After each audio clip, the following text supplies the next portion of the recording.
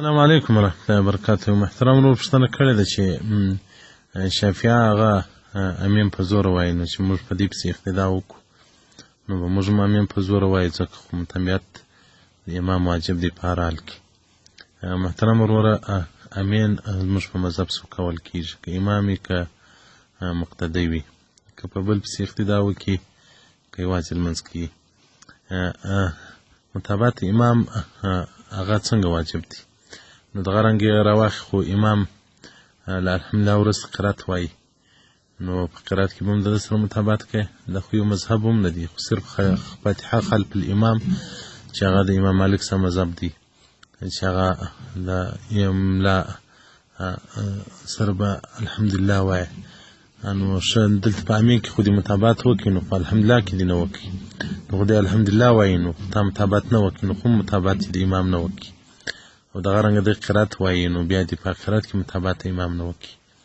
متابعت امام چې واجب دی هغه په داسې واجب دی، بس مثلا ته مسبق یو رکعت درڅه تېر دی، نو چې د ملا اخره ناسته ده، مثلا ستا خو یو رکعت پاته دی، ته نو بس واضح خو نو باره ملا څه کوم دی، خپله اخره ناسته وکړي، زه به دا بل رکعت پوره کوم، نو دلته متابعت امام واجب دی.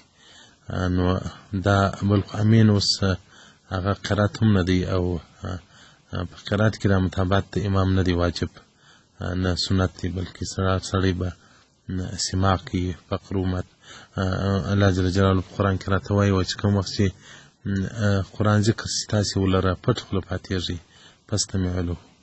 نو دلته زموږ دلیل هم دا دی چې فاتحه خلف الامام هم نسته، او امین چې په زوره یا سوک کوالی کې حدیث راغلی دی، خو زموږ د مذهب حدیث راجح دی.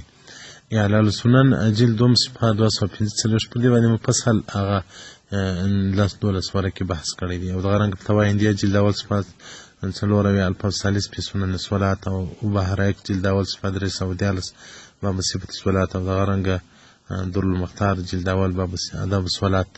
نو دلته متابعت په هغه شانو کې واجب دی، اوس تر امام له مخه به رکوع ته نه ځې، تر امام له مخه به سجدې ته نه ځې، تر امام له مخه به نیت نه تړې. دلته متابعت په افعالو کې واجب دی، متابعت په قرائت کې نه دی واجب، نو متابعت په الحمدلله کې واجب دی، نه متابعت په امین کې واجب دی. دلته که متابعت ته وکړي، نو باره خو ته خپل قرات وایي، املا به خپل قرات وایي، باره به نو څه حال چې په مسجد کې، نو چې املا جهریه قرات وایي، نو ته به هم جهریه ورسره وایي. نو باره به دا خو په یوه مذهب کې دا هم نسته چې امام جهریه قرات وایي، ته به هم جهریه ورسره وایي. نو فاتحه خلف امام کې خو لا اختلاف دی، بعضې مذاهب یې کوي بعضې نه کوي. نو محترمه متابعت امام په افعالو کې نه په قرات کې. نو دغه رنګه که په شافعه او سړی په دعای قنوت کې ودرېدی، دعا قنوت به په زوره نه وایي ورسره، او دغه رنګه امین دی په زوره وایي، امین به په زوره نه ورسره وایي. تاسې باید د خپل مذهب پایبندي وکړي. تاسې به نه یې لیدلی چې شافعه هغه د احنافو متابعت کړی دی، ډېر ځایونه ما لیدلي دي. مالته په مدینه شریف ته زه کلم په لار باندې 2 جمعه ته ما ورکړله، نو دوی به امین ووایه، نو دوی زموږ متابعت نه کوي، نو تاسې بیا ولې د دوی متابعت کوئ؟ والسلام علیکم ورحمة الله وبرکاته.